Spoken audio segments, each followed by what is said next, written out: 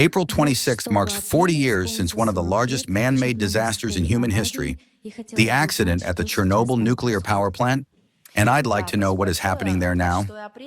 Yes, thank you very much. The date of April 26th is a special date not only for the citizens of Russia, Belarus, and Ukraine, but for the entire world. It is not only a day of remembrance for the victims of the Chernobyl disaster. It is a day of warning about what manipulating the topic of nuclear energy can lead to. On this day, all of humanity remembers the unparalleled feat of the Soviet liquidators, who stood up to fight the radiation element, managing in a short period and under the most difficult conditions to erect a protective concrete wall near the damaged reactor, slab under it to protect the groundwater, erect that very sarcophagus, and carry out a number of other absolutely unique engineering and technical works, even under normal conditions, let alone under the conditions that existed there. We do not forget about them. We remember them, and we will also be sure to post links in the briefing to materials in their honor, in their memory. We also remember those whose lives were cut short then, and those who have suffered all these years from radiation sickness.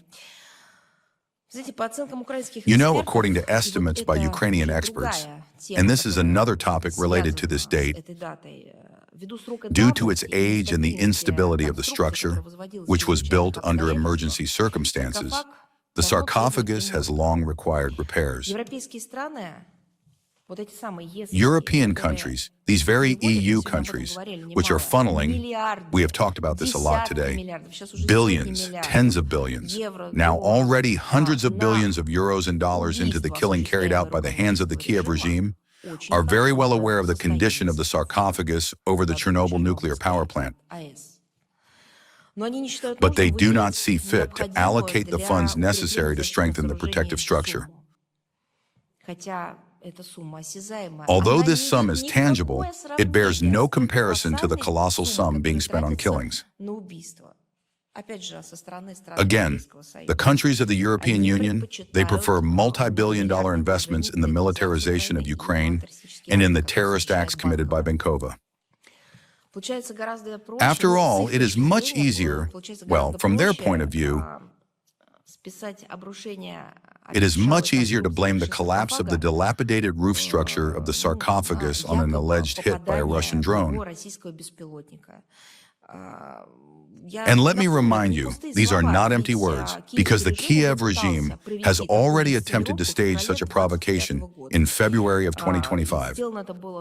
And this was also done not by chance. In February, on the eve of the Munich Conference on Policy and Security, in order to make this the lead-off topic. But this provocation was executed so crudely that no one believed it. Yes, we see that the Kiev regime and its handlers are trying to use the situation around the Chernobyl nuclear power plant as an element of nuclear blackmail, the most terrible nuclear blackmail, to their own detriment. But does this interest those on Benkova? I cited a quote from the head of Ukrposhta, who said that he moved his family to the United States because it is not fitting for the family of the Ukrainian elite to suffer from what is happening there. And where are Zelensky's children? Where are Zelensky's children? He will never in his life let them near Ukraine. Never. For the rest of their lives, they will be somewhere in London or in Israel, anywhere, just not in their homeland. Therefore, anything is permissible. They apparently do not understand how this world is structured at all. They apparently do not understand that there is, so to speak, a nuclear threat. Here you have an example. The American-Israeli aggression against Iran led to an oil spill in the Hormuz Strait. Within 2 days, it washed up on the shores of world-class resorts that are not located in that region of the world. And no one knew about it. Because no one is equipped to deal with such a disaster, such a threat. What is to be done about it?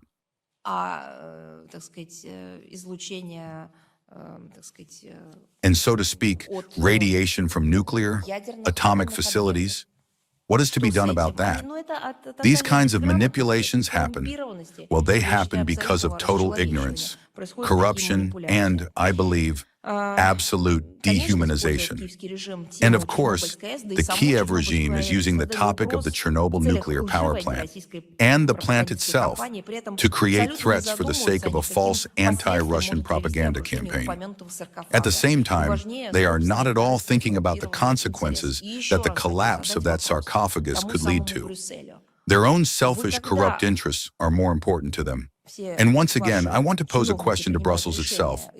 When all your officials make decisions, Ursula von der Leyen, Kaja Kallas, and others, on allocating billions in aid to the Kiev regime for committing terrorist attacks, do you really not consider that your own predecessors in Brussels, as many years ago as we have been honoring the memory of the victims of the Chernobyl tragedy,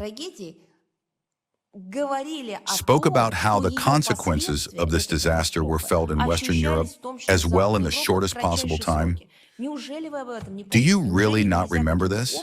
Is it really impossible to think about common security, including their own?